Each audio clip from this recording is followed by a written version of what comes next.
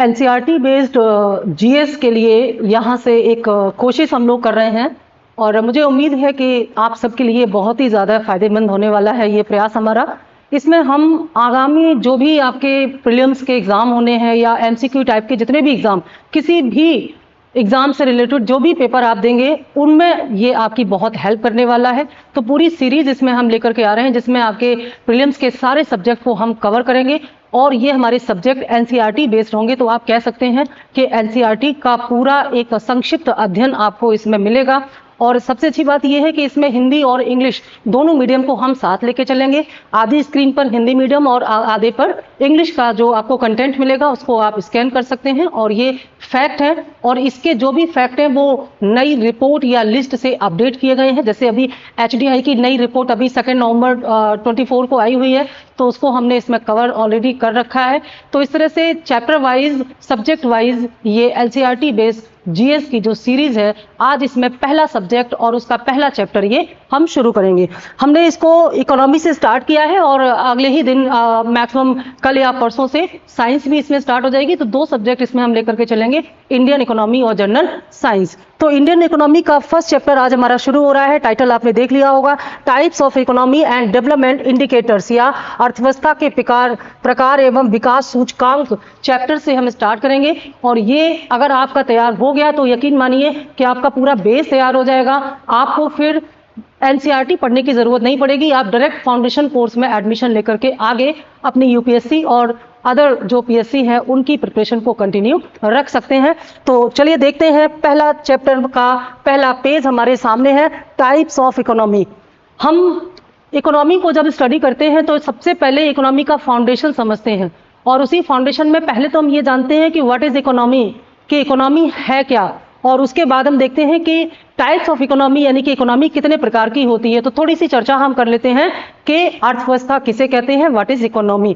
देखिए, अर्थव्यवस्था में ये जो अर्थ शब्द लगा हुआ है, इस अर्थ का मतलब होता है धन। तो एक बात तो स्पष्ट है कि इस अर्थव्यवस्था में जो भी टॉपिक हम पढ़ने वाले हैं वे सब धन से संबंधित हैं और धन से संबंधित होने के कारण हमारे इस विषय में हम आर्थिक गतिविधियों या इकोनॉमिक एक्टिविटीज पर स्टडी करते हैं। तो हम क्या कह सकते हैं कि अर्थव्यवस्था एक ऐसा विषय है जिसमें हम आर्थिक गतिविधियों के बारे में अध्ययन करते हैं। तो हमारी गतिविधियां या जो एक्टिविटीज का मतलब हम जो भी करते हैं वो 2 टाइप्स की होती हैं। एक होती है इकोनॉमिक एक्टिविटीज और दूसरी होती है सोशल इकोनॉमिक या अन इकोनॉमिक एक्टिविटीज। तो सोशल जो हमारी एक्टिविटीज होती हैं उनमें हमें क्या डिफरेंस है और जो हमारी इकोनॉमिक एक्टिविटीज है उनमें क्या डिफरेंस है, तब हम समझ पाएंगे कि जो इकोनॉमी है इनमें हम केवल और केवल इकोनॉमिक एक्टिविटीज को ही स्टडी करते हैं या आर्थिक क्रियाओं का ही अध्ययन करते हैं। तो आर्थिक या इकोनॉमिक एक्टिविटीज ऐसी क्रियाएं होती हैं जिनके बदले हमें धन की प्राप्ति होती है, यानी कि धन प्राप्ति के लिए किया गया कोई भी प्रयास या कार्य आर्थिक गतिविधि या इकोनॉमिक एक्टिविटीज के अंतर्गत आएगा और उसका अध्ययन हम करेंगे किसमें, इकोनॉमी में।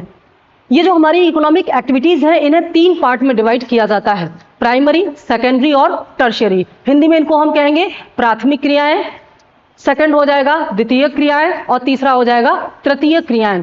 हमारी जो अर्थव्यवस्था है उसमें हम ये 3 प्रकार की जो क्रियाएं या एक्टिविटीज करते हैं उनसे हमको धन की प्राप्ति होती है। और जो प्राइमरी या प्राथमिक क्रियाएं होती हैं इसमें कृषि और उससे संबंधित जितने भी क्षेत्र हैं जैसे पशुपालन वगैरह है, ये सारी चीजें आ जाती हैं। द्वितीय या सेकेंडरी क्षेत्र में जो है उसमें हमारी जो इंडस्ट्रियल सेक्टर है, उद्योग है, कंस्ट्रक्शन और मैन्युफैक्चरिंग है, उसको हम शामिल करते हैं। और हमारी अर्थव्यवस्था का जो तृतीय क्षेत्र है जिसे हम सर्विस सेक्टर भी कहते हैं, सेवा क्षेत्र भी कहते हैं, इसमें सेवाओं से संबंधित सभी प्रकार की आर्थिक गतिविधियों को शामिल किया जाता है, जैसे परिवहन या ट्रांसपोर्टेशन, जैसे बैंकिंग, जैसे स्टॉक मार्केट, जैसे ट्रांसपोर्टेशन। जितने भी ऐसे काम हैं जिनसे आपको पैसे प्राप्त होते हैं लेकिन उनमें जो सामान आप बना रहे हैं वो दिखाई नहीं देता, अदृश्य होता है, इसीलिए हमारी अर्थव्यवस्था के तृतीय क्षेत्र को हम अदृश्य क्षेत्र या इनविजिबल सेक्टर भी कहते हैं। तो ये तीनों प्रकार की जो क्रियाएं हैं, प्राथमिक, द्वितीयक और तृतीयक, इन्हीं को मिलाकर के जो विषय बनता है उसे कहते हैं अर्थव्यवस्था या इकोनॉमी। अब हमें इंडियन इकोनॉमी पढ़नी है, इसका मतलब हमें अपने दिमाग में बिठा लेना है कि सभी देशों की अर्थव्यवस्थाएं अलग अलग होती हैं। तो हम इंडियन इकोनॉमी को स्टडी करेंगे तो हमारी भारतीय अर्थव्यवस्था से संबंधित सभी प्रकार की समस्याएं को जान पाएंगे। तो आज इसकी शुरुआत हो रही है टाइप्स ऑफ इकोनॉमी की, यानी कि ये जो अर्थव्यवस्थाएं होती हैं ये कितने प्रकार की होती हैं और किन किन आधारों पर इनको बांटा जाता है। ये हमारा पहला और मेन कॉन्सेप्चुअल चैप्टर यहाँ से शुरू होता है। देखिए, तमाम बेसिस पर यहाँ पर इकोनॉमी को डिफाइन किया गया है, इसको कैटेगराइज किया गया है।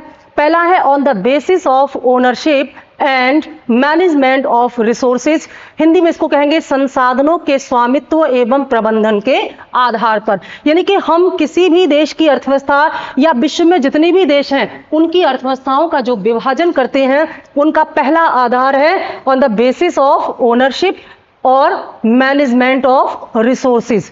ठीक है, यानी कि जो अर्थव्यवस्था है या जो अर्थव्यवस्था में ये जो तीन प्रकार की एक्टिविटीज हमने देखी, प्राथमिक, द्वितीयक और तृतीयक, इनमें जो ओनरशिप या मालिकाना अधिकार होता है उसके आधार पर, और देश में जो संसाधन या रिसोर्सेज होते हैं उन पर उनका जो मैनेजमेंट है उसके आधार पर तीन प्रकार की अर्थव्यवस्थाएं पूरे विश्व में पाई जाती हैं। हम पहले ये देख लें कि अर्थव्यवस्थाएं कितने प्रकार की होती हैं, फिर हम देखेंगे कि हमारी जो इंडियन इकोनॉमी है, भारतीय अर्थव्यवस्था है, उसका स्वरूप क्या है, ये हम आपको साथ साथ बताते जाएंगे। बेस जितना क्लियर होगा आप क्वेश्चन के आंसर उतने ही सटीक दे पाएंगे, क्योंकि माइनस मार्किंग में बहुत ही लॉजिकल आंसर आपको देने होते हैं।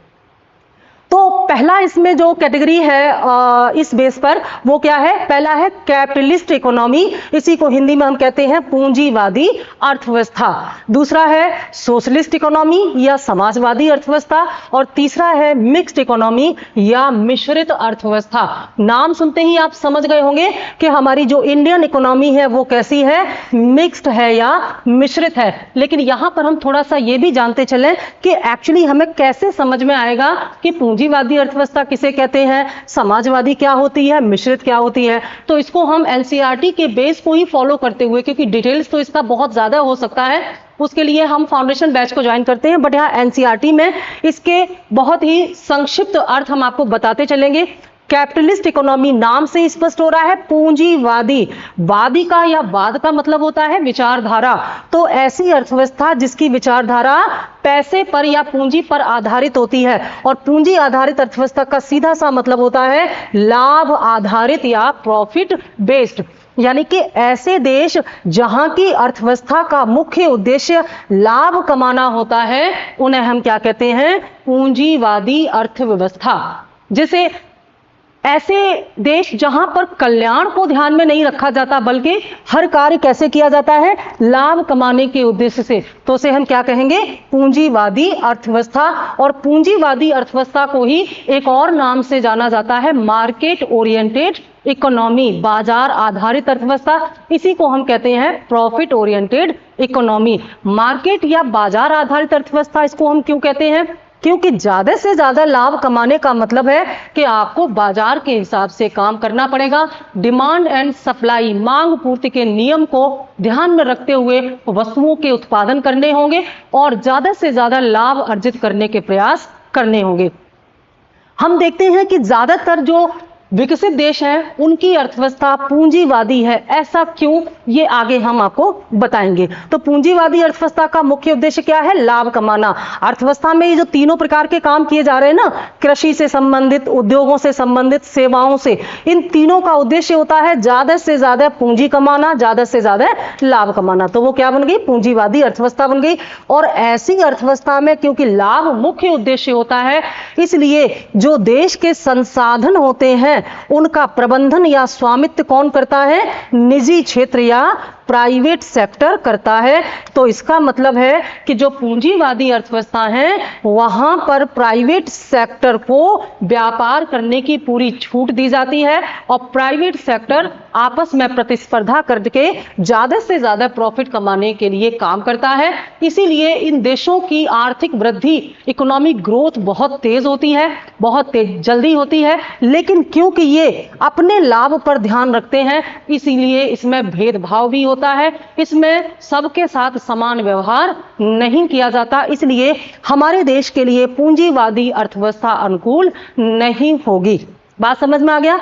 कुछ देशों के अगर हम उदाहरण दें कि किन्हें पूंजीवादी अर्थव्यवस्था कह सकते हैं, तो हम कह सकते हैं कि पश्चिमी देशों में ज्यादातर अर्थव्यवस्था, जैसे यूरोपीय अर्थव्यवस्थाएं, जैसे अमेरिकन इकोनॉमी, ये सब क्या है? ये सब पूंजीवादी अर्थव्यवस्था के ही एग्जाम्पल्स है। पूरी दुनिया में हम ये कहें कि अगर पूरे विश्व का आप इतिहास पढ़ लो तो वैश्विक इतिहास में आप देखते हैं, विश्व इतिहास में, कि विश्व में सबसे पहले औद्योगिक क्रांति यूरोप में इंग्लैंड से आरंभ होती है और इसी औद्योगिक क्रांति के साथ ही इंग्लैंड में पहली बार ये पूंजीवादी विचारधारा का जन्म हुआ। और इस पूंजीवादी विचारधारा में क्योंकि उद्देश्य क्या है? ज्यादा से ज्यादा लाभ कमाना। तो अगर लाभ का उद्देश्य है तो शोषण की भी कोई ना कोई गुंजाइश बनी होगी, यानी कि यहाँ पर शोषण होने की पूरी संभावना बनी रहती है। और इसी शोषण के विरुद्ध आवाज उठाई सबसे पहले एक जर्मन दार्शनिक था जिसका नाम था मार्क्स। और मार्क्स ने यहाँ पर यह कहा कि पूंजीवाद उचित नहीं है और इसने पूंजीवाद का विरोध करते हुए समानता का सिद्धांत दिया। इसे मार्क्सवाद और बाद में साम्यवाद के नाम से जाना गया। इसी साम्यवाद के विचार को ध्यान में रख करके 1917 में रूस में क्रांति हुई, जिसे हम रूस की क्रांति या बोल्शेविक क्रांति या दुनिया की पहली साम्यवादी क्रांति के नाम से जानते हैं। इसी साम्यवादी क्रांति के बाद रूस में पहली चुनी हुई सरकार आई जिसने लोकतांत्रिक तरीके से देश का संचालन किया और उसके बाद वहां पर एक नया कॉन्सेप्ट आया समाजवादी अर्थव्यवस्था का, यानी कि सोशलिज्म का। समाजवादी अर्थव्यवस्था का मीनिंग भी देखिए छुपा हुआ है इसके नाम में ही। वाद का मतलब मैंने बताया, विचारधारा। कैसी विचारधारा? जो समाज के लिए काम करती है। और समाज किससे प्रभावित होता है? कल्याण से। इसीलिए हम समाजवादी अर्थव्यवस्थाओं को कल्याणकारी अर्थव्यवस्था भी कहते हैं, वेलफेयर इकोनॉमी भी कहते हैं। किसी अलग टॉपिक में हम आपको साम्यवाद और समाजवाद के बीच का डिफरेंस बताएंगे, यहां अभी उस पर हम नहीं जाएंगे, नहीं तो दूसरी तरफ हम डाइवर्ट हो जाएंगे। तो यहां पर समाजवादी अर्थव्यवस्था का जो उदय हुआ है ये सोवियत संघ क्या है, जिसे आप 1991 के बाद रूस कहते हैं, वो 1991 से पहले सोवियत संघ के नाम से जाना जाता था। साम्यवादी क्रांति ने इसे और आधार प्रदान किया, तो यहां से समाजवादी शब्द निकला। अब क्योंकि इस समाजवादी अर्थव्यवस्था का उद्देश्य क्या है? कल्याण करना, और कल्याण प्राइवेट क्षेत्र तो करता नहीं है, तो समाजवादी अर्थव्यवस्था के जो संसाधन होते हैं इस पर किसका नियंत्रण होगा? जाहिर सी बात है, इस पर सरकार का नियंत्रण होगा। यानी कि जो देश समाजवादी अर्थव्यवस्था के होते हैं वहां के संसाधनों पर किसका अधिकार होता है? सरकार का अधिकार होता है। अगर हम एक लाइन में इन दोनों में अंतर देखें तो हम कह सकते हैं कि पूंजीवादी अर्थव्यवस्थाओं में तीनों प्रकार की जो हमारी आर्थिक गतिविधियां हैं वो प्राइवेट सेक्टर करता है, और समाजवादी अर्थव्यवस्था में ये सारी गतिविधियां सरकार द्वारा संचालित की जाती हैं। इनमें प्राइवेट या निजी क्षेत्र का कोई रोल नहीं होता। ठीक है, तो ये दो अंतर आपने देख लिए इस आधार पर। अब तीसरे की बात आते हैं। तीसरा क्या है? मिक्स्ड। अब मिक्स्ड है तो दो विपरीत विचार एक साथ हैं, तो ये मिश्रित अर्थव्यवस्था में क्या होता है? ऐसे देश जहां की अर्थव्यवस्था में पूंजीवादी तत्व और समाजवादी तत्व एक साथ दिखाई देते हैं उन्हें हम मिश्रित अर्थव्यवस्था कहते हैं, जैसे कि हमारी भारतीय अर्थव्यवस्था। भारतीय अर्थव्यवस्था मिश्रित है, इसका क्या उदाहरण है हमारे पास? तो इसका कई उदाहरण है। जैसे हमारे देश में प्राइवेट सेक्टर भी है और हमारे देश में सरकारी क्षेत्र भी है। जैसे शिक्षा के क्षेत्र में सरकारी विद्यालय भी हैं, प्राइवेट स्कूल भी हैं, अपना अपना काम कर रहे हैं। प्राइवेट स्कूल ज्यादा लाभ कमाने के लिए काम करते हैं लेकिन कंपटीशन के कारण अच्छी शिक्षा भी प्रोवाइड कराते हैं। वहीं दूसरी तरफ सरकारी विद्यालयों में कल्याण को ध्यान में रख करके शिक्षा दी जाती है। आप देखते हैं अनिवार्य शिक्षा के तहत हमारे सरकारी विद्यालय फ्री में शिक्षा उपलब्ध कराते हैं, मिड डे मील भी देते हैं, लेकिन वहां गुणवत्ता में कमी होने के कारण उनका इतना प्रचार प्रसार नहीं हो पाता। तो कहने का मतलब यह है कि हमारे देश में दोनों हैं, यानी कि हमारे देश में सार्वजनिक क्षेत्र भी है, सार्वजनिक मतलब सरकार के नियंत्रण वाला, और निजी क्षेत्र भी है, दोनों एक साथ काम करते हैं। इसलिए हमारे देश की अर्थव्यवस्था कैसी हुई? मिश्रित अर्थव्यवस्था हुई। और मिश्रित अर्थव्यवस्था का यह विचार सबसे पहले किसने दिया था? यह विचार दिया था कीन्स ने। कीन्स एक बड़े ही प्रसिद्ध अर्थशास्त्री थे, जिन्होंने 1929 की मंदी में यह विचार दिया था। और 1919 की ये जो मंदी है अमेरिका से शुरू हुई और पूरे विश्व में इसका प्रसार हुआ, जिसका एक तरह से दुष्प्रभाव पूरी दुनिया को उठाना पड़ा। और उस समय जो समय चल रहा था प्रथम और द्वितीय विश्व युद्ध के बीच का, अमेरिका इस समय उभरती हुई शक्ति के रूप में बहुत तेजी से आगे बढ़ रहा था। तो अमेरिका में जब ये शुरू हुई तो अमेरिका के जो प्रेसिडेंट थे उन्होंने कीन्स से इसका कारण पूछा और इसकी सलाह मांगी। तो कीन्स ने यहीं पर कहा कि अत्यधिक पूंजीवाद के कारण ये मंदी आई है और इसमें इस मंदी को समाप्त करने के लिए अब सरकार को आगे आना होगा और कुछ कल्याणकारी गतिविधियां करनी होंगी, तभी ये मंदी समाप्त होगी। तो ऐसे में पूंजीवादी और समाजवादी दोनों प्रकार की गतिविधियां एक साथ संचालित हुई और यहीं से विचार निकल के आया मिश्रित अर्थव्यवस्था का। तो ये बहुत इंपॉर्टेंट नाम है, इसको जरूर याद रखेंगे। साथ साथ नोट्स बनाते जाइए, बीच बीच में वीडियो को पॉज करके जो इंपॉर्टेंट फैक्ट है उनको नोट करते रहिए। एनसीईआरटी का पूरा कोर्स आपका इसी से तैयार हो जाएगा, ठीक है। तो यहां पर ये चीज आपको समझ में आ गई। On the basis of ownership and management of resources, या साधनों के संसाधनों के स्वामित्व। संसाधन क्या होते हैं? हमारे देश में जो भी संसाधन है जिनसे हम कोई भी आर्थिक गतिविधि करते हैं, जैसे खेती के लिए खेत है, जैसे हमारे कच्चे माल हैं, जैसे बहुत सारे हमारे खनिज पदार्थ हैं, ये सारी चीजें संसाधन है, श्रम है आदि। तो ये वाला पॉइंट यहां तक आपको समझ में आ गया। इसको हम जहां जो भारतीय अर्थव्यवस्था का कैरेक्टर है उसको हम अंडरलाइन करते जाएंगे। तो भारत की अर्थव्यवस्था हमारी कैसी है? मिश्रित या मिक्स्ड इकोनॉमी। अब हम आते हैं दूसरे बेसिस पर, यानी कि जो टाइप्स ऑफ इकोनॉमी का जो दूसरा बेस है जिसके आधार पर हम अर्थव्यवस्था को डिवाइड कर सकते हैं, ये क्या है? On the basis of development. हम देखते हैं कि दुनिया भर के देशों का समान विकास नहीं हुआ है, तो उनके जो विकास के स्तर हैं उसको ध्यान में रखते हुए हम यहाँ पर देखते हैं कि 3 प्रकार की अर्थव्यवस्थाएं पाई जाती हैं विकास के आधार पर। पहला क्या है? डेवलप्ड इकोनॉमी या विकसित अर्थव्यवस्था। दूसरा क्या है? डेवलपिंग इकोनॉमी या विकासशील अर्थव्यवस्था। और तीसरा है लेस डेवलप्ड इकोनॉमी या कम विकसित अर्थव्यवस्था। इसको हम अंडर डेवलप्ड इकोनॉमी भी कह सकते हैं। अब ये 3 प्रकार की अर्थव्यवस्थाएं विकास के आधार पर फिर से बना दी गई। तो चलिए देखते हैं क्या यह है ये। तो डेवलप्ड इकोनॉमी क्या है? डेवलप्ड इकोनॉमी वे हैं जिन्होंने अपने विकास के स्तर को उच्चतम लेवल तक पहुंचा दिया है। अगर हम इसको एक अर्थशास्त्र की भाषा में समझने का प्रयास करें कि डेवलप्ड इकोनॉमी क्या होती है, तो हम कह सकते हैं कि किसी देश में जो संसाधन होते हैं, मोटे तौर पर हम जान लेते हैं कि संसाधन 2 प्रकार के होते हैं। एक है मानव संसाधन और दूसरा है प्राकृतिक संसाधन। प्राकृतिक संसाधन आप समझ ही गए होंगे, जो भी प्रकृति ने हमें दिया है ये सब क्या है? नेचुरल रिसोर्सेज है। और मानव संसाधन क्या है? हमारे देश की कुल जनसंख्या में से वह जनसंख्या जो आर्थिक क्रियाओं को कर सकती है, that is part of human resources. तो अगर हम इसको उम्र के हिसाब से लगाएं तो हम कह सकते हैं 15 to 59, यानी कि 15 से 59 वर्ष की आयु के जो हमारी पॉपुलेशन है, ये क्या है? मानव संसाधन है या वर्क फोर्स है, जिसे हम श्रम कह सकते हैं या श्रम बल कह सकते हैं। यही वो लोग हैं जो आर्थिक क्रियाएं करते हैं और पैसे कमाते हैं। तो ये जो विकसित अर्थव्यवस्थाएं होती हैं, ये कैसे विकसित बनती हैं? जब ये अपने मानव संसाधन और प्राकृतिक संसाधन से हमको क्या मिलता है? कच्चा माल। जो भी प्रकृति ने हमको दिया है वो क्या है? कच्चा माल। और ये मानव संसाधन इस कच्चे माल से नई नई वस्तुएं तैयार करता है और उससे हमारी अर्थव्यवस्था में प्रगति होती है।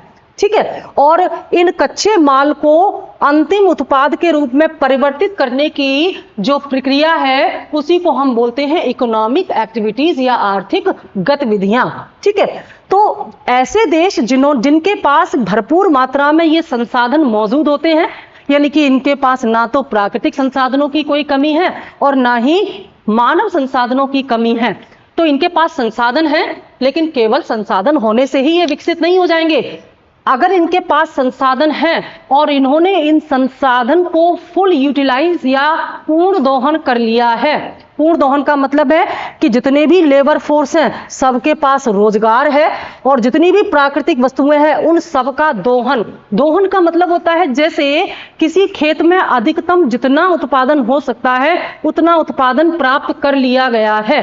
तो इस प्रकार से प्रत्येक क्षेत्र में उत्पादन की जो भी संभावनाएं हैं उसको इन्होंने प्राप्त कर लिया है। तो ये क्या बन गए हैं? डेवलप्ड इकोनॉमी बन चुके हैं। जैसे अमेरिका है, जैसे यूरोप के अधिकांश देश हैं, जैसे जापान है, चाइना अभी भी विकासशील देशों की श्रेणी में ही आता है आधिकारिक तौर पर। ठीक है, समझ गए होंगे विकास के आधार पर। विकास के आधार पर हम पहले इसको पढ़ लें और फिर इसको, क्योंकि इन दोनों के बीच का जो लिंक है वो ये समझ में आ जाएगा।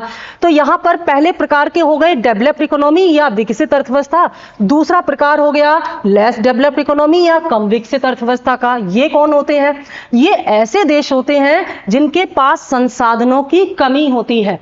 संसाधनों की कमी होने का मतलब है कि हो सकता है कि इनकी जो जन्म दर और मृत्यु दर है ये बहुत हाई है, लेकिन इस उम्र के लोग इनके पास कम होते हैं, जिसकी वजह से काम करने के लिए लेबर फोर्स इनके पास नहीं होता, और जब लेबर फोर्स ही नहीं होगा तो प्रोडक्शन कौन करेगा।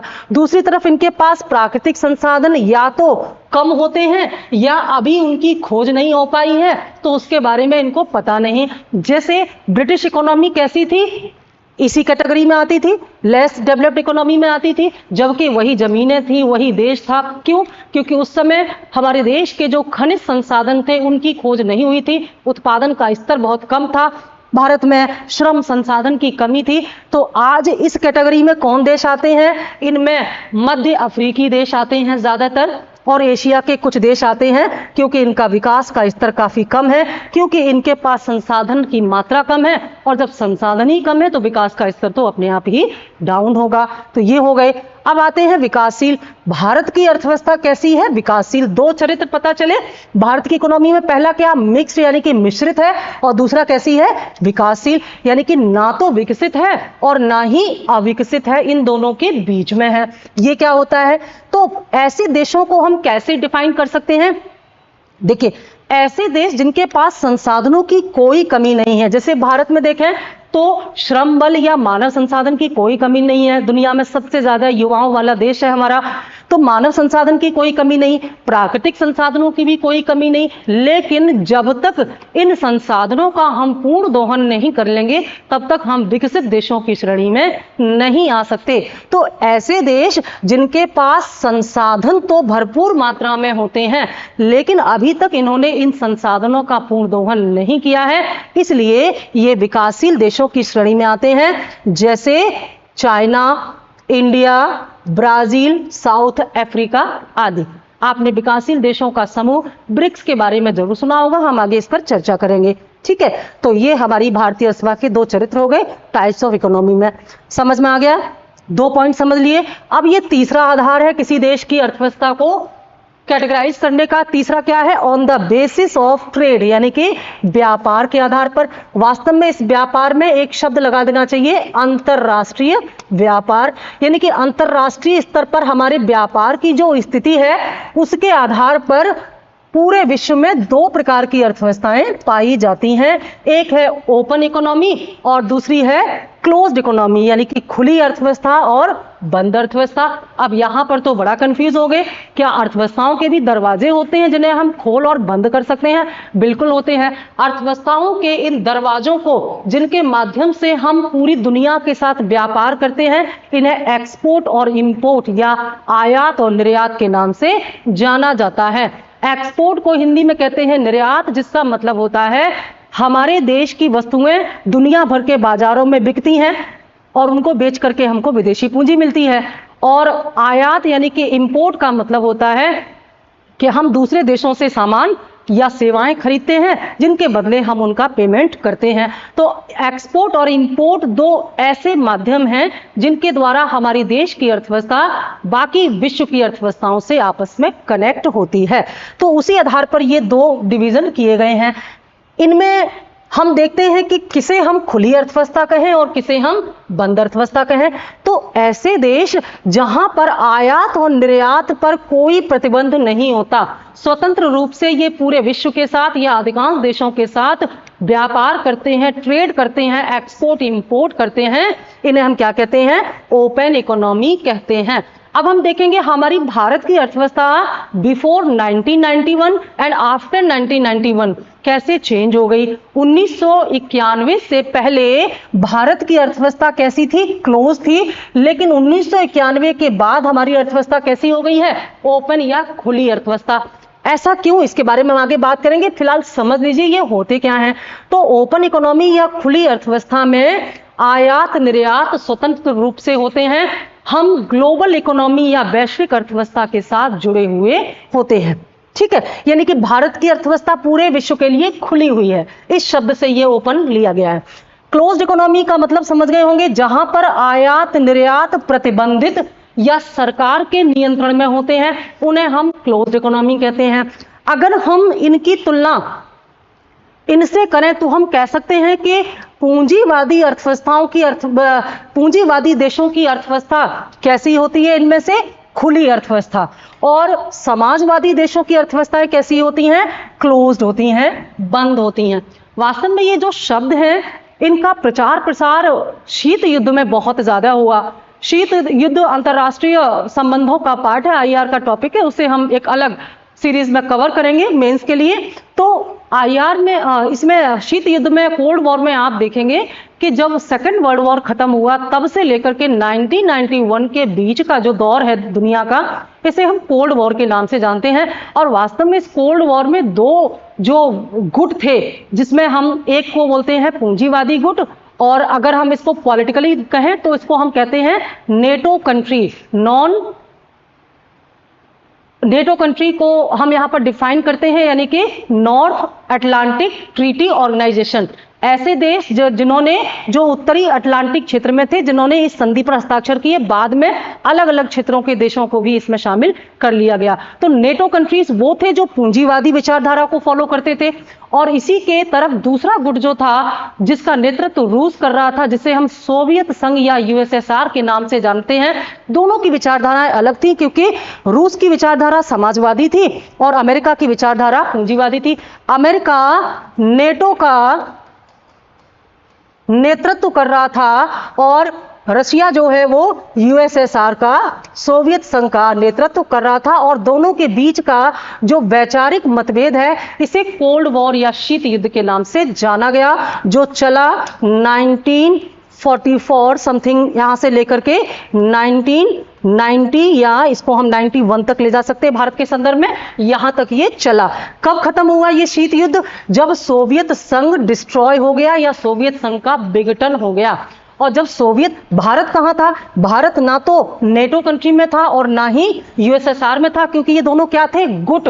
तो भारत की विचारधारा कैसी थी? निर्गुट, नॉन अलायंस। तो भारत के नेतृत्व में ऐसे देश जो कि अपनी स्वतंत्र विचारधारा रखते थे, जो कि मिश्रित अर्थव्यवस्था का पालन करते थे, उन्होंने एक अलग मूवमेंट चलाया जिसे हम नाम के नाम से जानते हैं, नॉन अलायंस मूवमेंट। तो दुनिया में तीन तरह के देश थे, एक थे नेटो कंट्रीज, एक थे यूएसएसआर और तीसरा था नेम। ठीक है, नॉन अलायंस मूवमेंट। आज भी भारत इसी निर्गुट का विचारधारा का पालन करता है। जो वर्तमान में जो रूस और यूक्रेन के बीच का जो तनाव है, वास्तव में उसका मूल कारण यही जो पुरानी कोल्ड वॉर की जो असली समस्या थी, नेटो और यूएसएसआर के बीच की वैचारिक मतभेद, वो इसका मूल कारण है।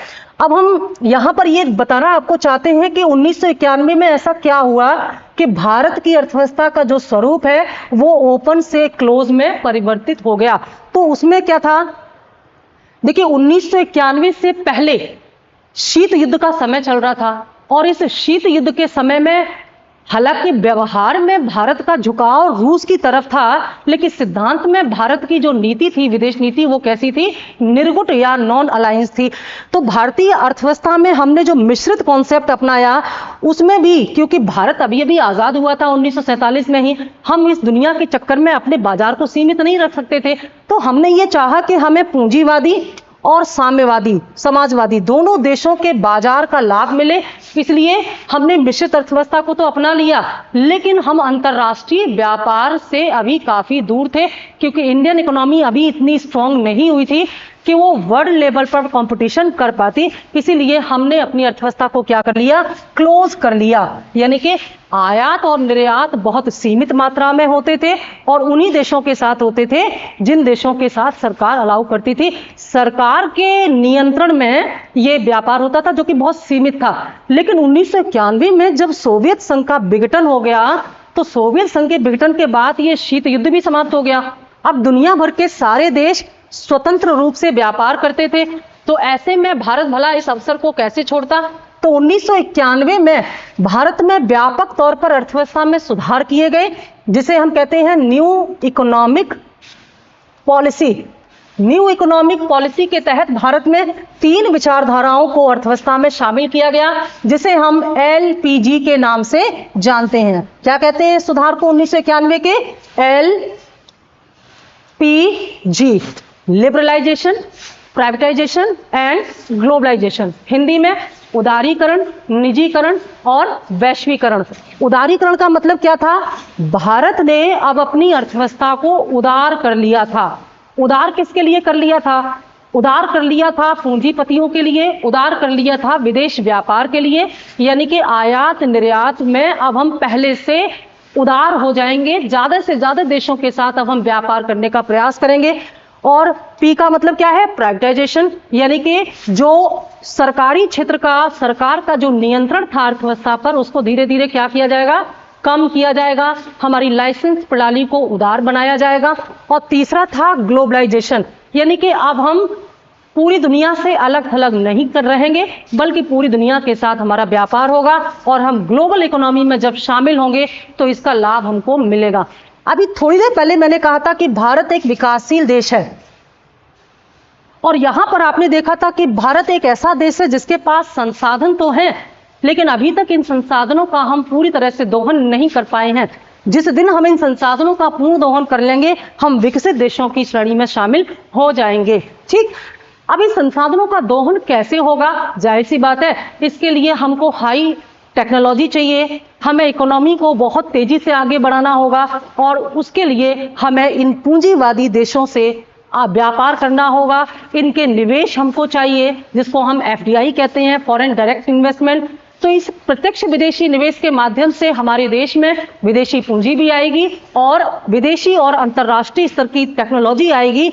उसके द्वारा हम अपने संसाधनों का पूर्ण दोहन करेंगे और तेजी से हमारी GDP ग्रोथ होगी। उसके बाद हम भी डेवलप कंट्री में शामिल हो सकते हैं। मुझे कमेंट करके बताइएगा कि भारत सरकार ने भारत को विकसित बनाने का लक्ष्य रखा है किस वर्ष, यानी कि किस वर्ष तक भारत स्वयं को विकसित बनाने का लक्ष्य रखता है। इस पर जरूर अपनी राय दीजिएगा, तारीख बताइएगा, क्योंकि एक वर्ष निर्धारित कर दिया गया है, तो उसके बारे में आप बताइएगा मुझे कमेंट करके। तो इस प्रकार से हम खुली अर्थव्यवस्था को जब स्वीकार करेंगे, जब हम पूरी दुनिया के साथ व्यापार करेंगे, तभी तो हमारे देश में FDI आएगा। और जब FDI आएगा, प्रत्यक्ष विदेशी निवेश आएगा, तो इससे विदेशी पूंजी भी आएगी और विदेशी टेक्नोलॉजी भी आएगी, जिसके द्वारा हमारे देश की अर्थव्यवस्था का तीव्र विकास होगा। तो ये हमारी अर्थव्यवस्था के जो दुनिया भर की अर्थव्यवस्थाएं हैं, उनको तमाम जो भागों में बांटा गया है, उसका एक संक्षिप्त अध्ययन था। NCERT बेस पर हमने देखा कि भारत की अर्थव्यवस्था मिश्रित है, विकासशील है, और आफ्टर 1991 हमारे देश की अर्थव्यवस्था खुली अर्थव्यवस्था है। ये तीनों कैटेगरी भारत की अर्थव्यवस्था में पाई जाती हैं। तो आज के लिए इतना ही। अब हमारे नेक्स्ट कल के टॉपिक में हम आपको बताएंगे HDI के बारे में बताएंगे। आपको हम तमाम जो इंडिकेटर्स हैं, क्योंकि लेक्चर बहुत लंबा हो जाएगा, उस पर बात करने के लिए समय नहीं बचेगा, तो आराम से इसको पढ़ने के लिए कल हम बात करेंगे। जो तमाम तरह के डेवलपमेंट इंडिकेटर्स होते हैं, विकास सूचकांक होते हैं, जैसे HDI है, जैसे फिजिकल लाइफ क्वालिटी इंडेक्स है, इसके बारे में हम बात करेंगे। और इसके अलावा जितने भी प्रॉस्पेरिटी इंडेक्स हैं, यानी कि ऐसी इंडेक्स जिनसे हम किसी देश के विकास को नाप सकते हैं। किसी देश की जो प्रोग्रेस होती है उसको दो तरीके से नापा जा सकता है, एक तो उसकी ग्रोथ से और दूसरा उसका डेवलपमेंट से। तो कल हम आपको बताएंगे कि what is difference between growth and development, यानी कि ग्रोथ और वृद्धि और विकास के बीच में क्या अंतर होता है और कैसे हम जीडीपी के द्वारा वृद्धि को नापते हैं और तमाम प्रकार के जो हमारे इंडेक्सेस हैं जैसे एचडीआई है, इनके द्वारा हम किसी देश के विकास को नापते हैं। और वृद्धि और विकास पूरा होने पर ही वास्तव में हम कह सकते हैं कि किसी देश की तरक्की हो रही है। तो इसको पढ़िएगा, अपने कमेंट्स बताइएगा और बताइएगा कि इसमें और क्या हम नया कवर करें या इसको और संक्षिप्त करें या विस्तारित करें, उसी हिसाब से इसमें चेंज किया जाएगा। Thank you.